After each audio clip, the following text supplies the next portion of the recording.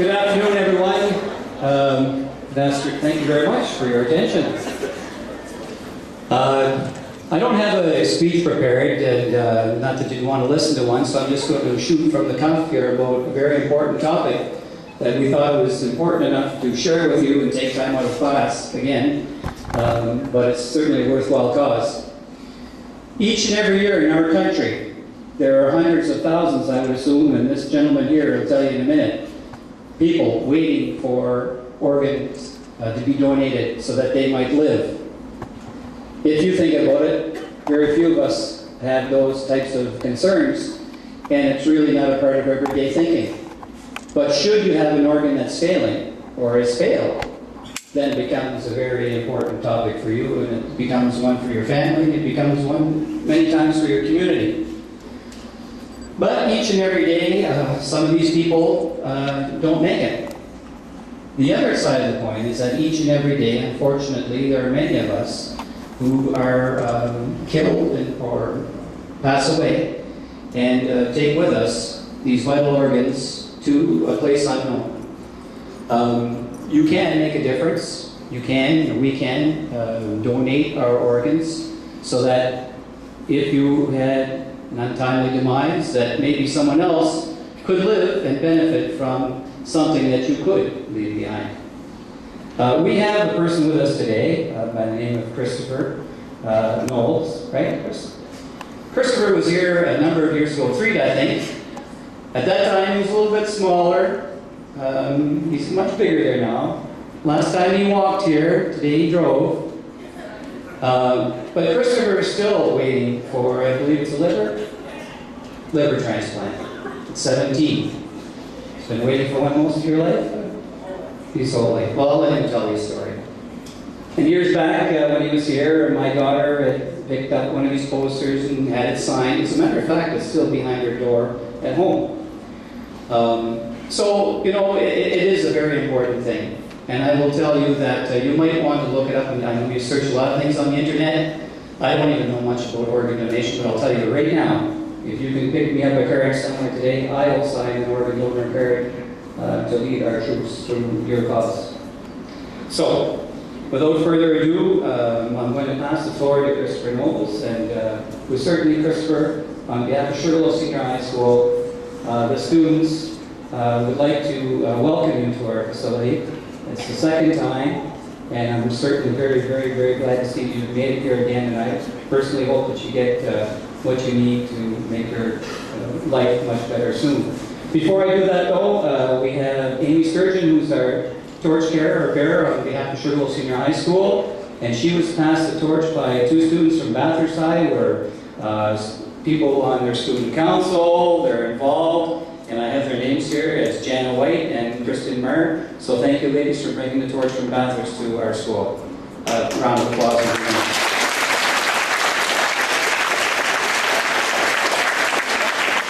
Mr. Knowles? Thank you. It is great to be back as of the second time here at the Sugarloaf Senior High. About 3 years ago, I did do a walk across Canada, and I actually finished it. I started on January 8th, 2004, and I walked from Sarnia to Vancouver, BC. Then I flew to St. John's, Newfoundland, and walked back to Toronto to finish my campaign. Well, I was supposed to finish, but when I got there, I got a letter from the Premier of Nunavut, Iqaluit. They asked me if I could take my last steps up north, and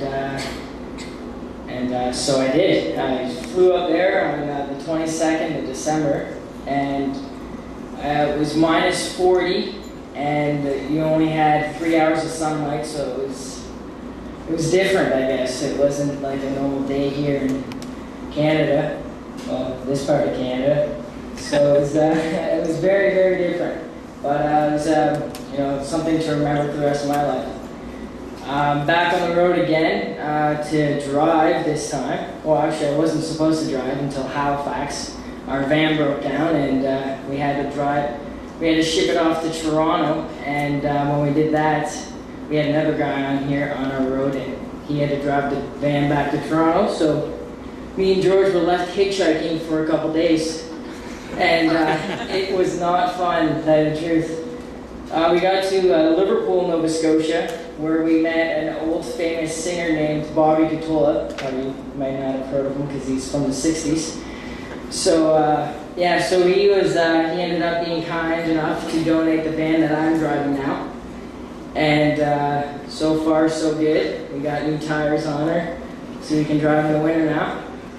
But it's better than walking, so that's for sure. Hitchhiking was not fun. So now I was actually honored to pass the torch to the Bathurst Torch Champion in Bathurst. And they got the honor to come here to Campbellton to pass it on to the Campbellton Torch Champion, Amy. And now I'd just like to say that you know, it's a great thing to be back, and just to let everyone know, just please don't take our organs to heaven. Heaven knows we need them here. With that, we pass it back to the MC. Thank you very much.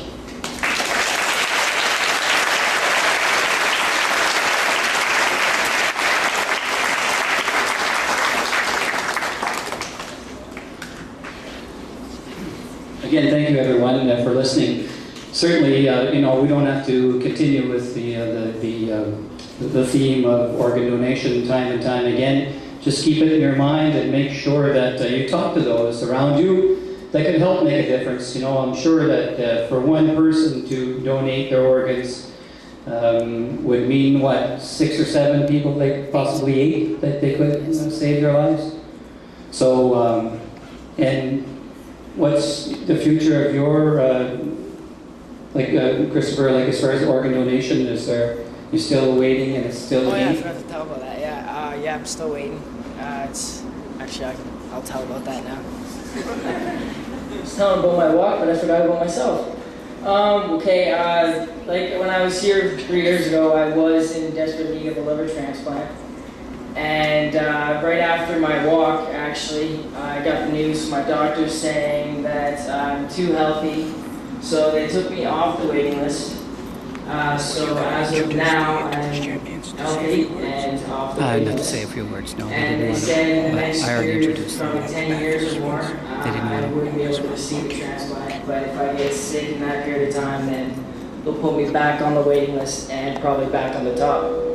But as of now, I'm just, you know, just taking it day by day, and I guess I'm still waiting, but that's all right. That's good for me, though. Yeah. certainly glad to hear that you're much healthier. Right there now, we would like to make a small donation to you, Christopher, and your cause. Certainly it's not like an organ donation, but it's a small contribution on behalf of our student council here. Hopefully it'll help with the funding, maybe some tires for your car, or some gas or something of that nature. And certainly the message that you're bringing to the youth and young people of Canada is certainly a valid one. I commend you again on behalf of this school for the undertaking that cause and for being such a nice spokesperson for it as well. I mean, you've given 3 years now, and I would assume that you're probably not going to stop. So we're going to see you in another 2 or 3 years, and you'll be a little bigger. And yeah. So anyway, thank you again, and hopefully that'll help you with your cause. You gotta interview Amy. Yeah. I'm not sure if our torchbearers want to say anything. Probably a little shy. Anyway, folks, think about it. Where can they, Chris, maybe you can help me here. If someone was interested in becoming an organ donor, what need they do, or where did they get that information? Do you have that right there now that we could share with everybody here? Is it on, could they find it on the internet? I know if you happen to have a driver's license, when you have your driver's license either renewed or issued, at that time you can choose to be an organ donor. Or what he's saying is a public health clinic or perhaps a hospital. I'm sure if you ask the question, some